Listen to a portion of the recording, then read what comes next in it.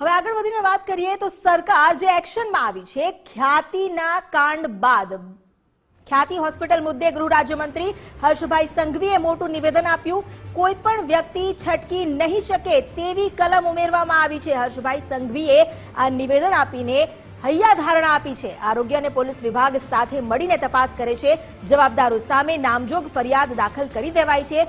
જે ભાગી ગયા છે તેમને પકડવા માટે અલગ અલગ ટીમ પણ બનાવવામાં આવી છે। આ કેસમાં એક દાખલારૂપ પગલાં લેવામાં આવશે। આ બાહેધરી ખુદ ગૃહ રાજ્યમંત્રી હર્ષભાઈ સંઘવીએ આપી છે।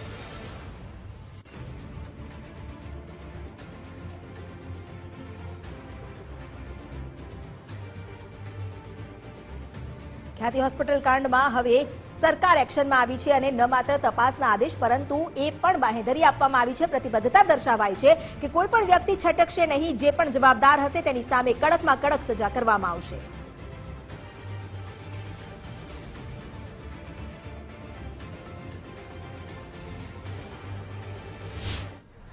તો આ ઘટના સામે આવતા જ હેલ્થ મિનિસ્ટર શ્રી ઋષિકેશભાઈ પટેલ દ્વારા તાત્કાલિક હેલ્થ વિભાગના વિવિધ અધિકારીઓને આની ઉપર તપાસનો આદેશ આપવામાં આવ્યો હતો।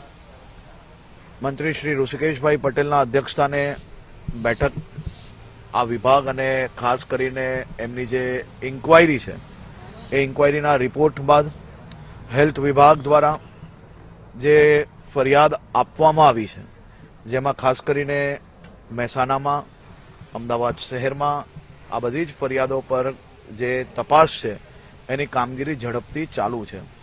આ ફરિયાદમાં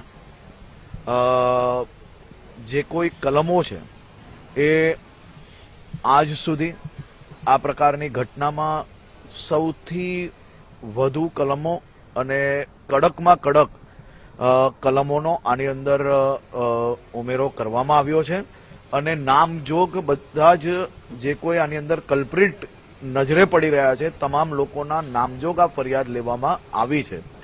કોઈ બી પ્રકારની છટકબારી ના રહે તે માટે હેલ્થ વિભાગ અને પોલીસ વિભાગ એ સાથે મળીને કામગીરી કરી રહી છે।